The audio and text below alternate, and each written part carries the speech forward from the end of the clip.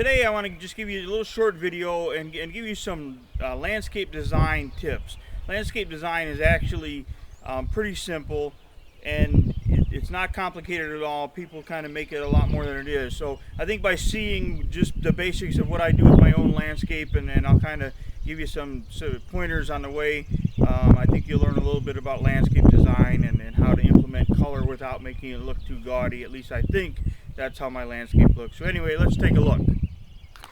All right, now here on the left there's a red lace leaf weeping Japanese maple. Specimen plants, typically we use specimen plants, just one in an area, and then accent with smaller plants. The rule of thumb is to use the smaller plants that you're going to use in the foreground in groupings of odd numbers. You don't have to do that, but I find that it makes it a little bit easier. So you see here that the coral bells, I've got the a purple leaf variety in front. There's 3 of those, and then over here we've got 3 more coral bells, 3 red azaleas, and use plants in groupings like that. Don't put one here, one there. Always try and get at least 3 or 4 in a spot, or 5 in a spot if you can. But then again, there's no hard fast rules, and you'll see that as you go through my landscape. Now in this shot, you see that there's the specimen plant is a butterfly Japanese maple, very pretty, variegated leaf, and then new growth comes out with a pink tinge to it. Very, very pretty plant. And then there's some more coral bells. Now here in this planting, I've used 4 of this snow angel coral bell. There's 2 in the front of the tree, 1 in the back, and then 1 way down on the end of the bed to the right. And then I put in 2 of these tabletop juniper. There's actually 5 in this bed altogether, but there's 2 on this end, 2 on the other end. Now right in the front here, we're looking at this is coral bells caramel. Very, very nice plant. And actually, I'm starting up my backyard nursery again, and I really haven't told you that, but there's a lot more to come on that, and I'll explain all that later. But this is a plant that I would seriously consider growing and just selling basically for the landscape trade, because I like how well they worked out in my landscape. This hosta here, I can see that the frost took a bite out of that last week, but hostas are resilient. It'll come back. This Japanese maple, this is it's actually a lace leaf weeping, but it's got variegated leaves. Again, it's a great specimen. And very, very interesting though, and I've got like 3 of those in my landscape in different places around the house, and they all 3 look differently. Now from here, you might be able to see some of the variegation on the Japanese maple. Very interesting plant.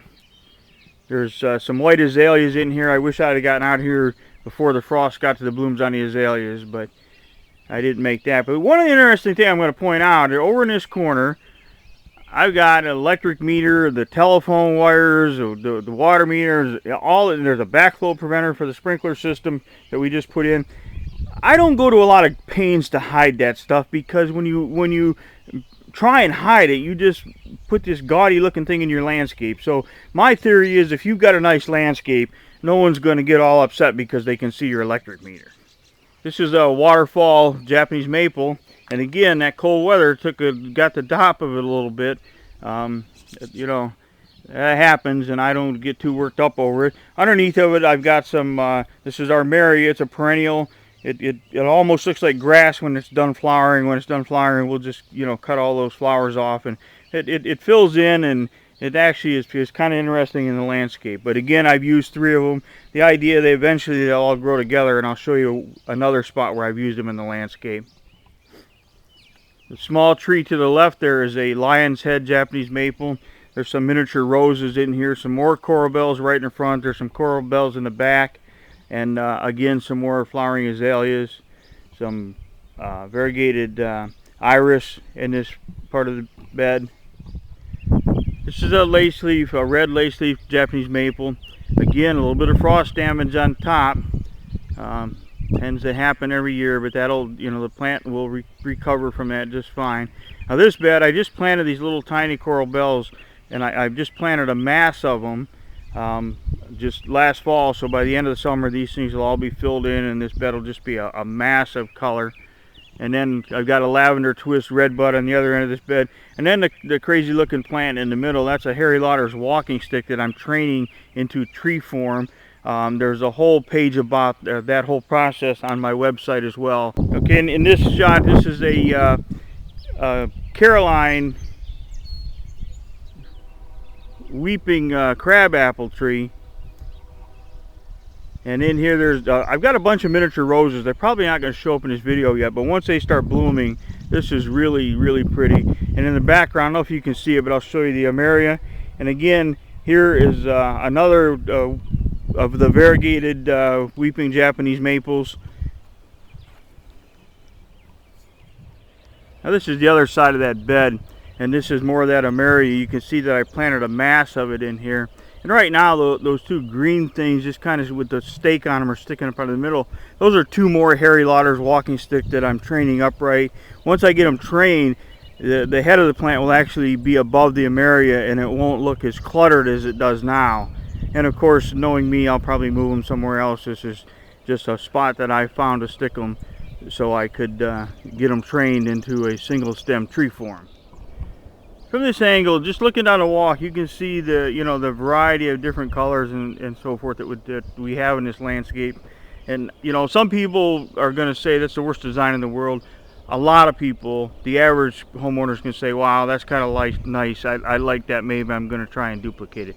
It doesn't matter to me because Pam and I like it, so that's all that really matters. So here's a closer shot. Now this is the third of those variegated lace-leaf weeping Japanese maples I have in my landscape. And if you want all the botanical names and everything, just go to Google, type in freeplants.com, Mike's Japanese Maple Collection. That's an easy way to find it, but it's on freeplants.com. Now this bed violates all the basic rules of landscape design because I've got two specimen plants in there side by side. Actually, the Japanese maple wasn't doing well on the other side of the house, so I moved it over here. And then down on this end, I've got this low-growing sedum that's very bright yellow in color.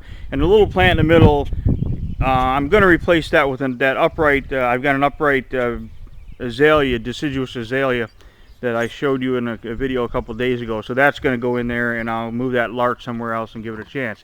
Anyway, that pretty much concludes this video.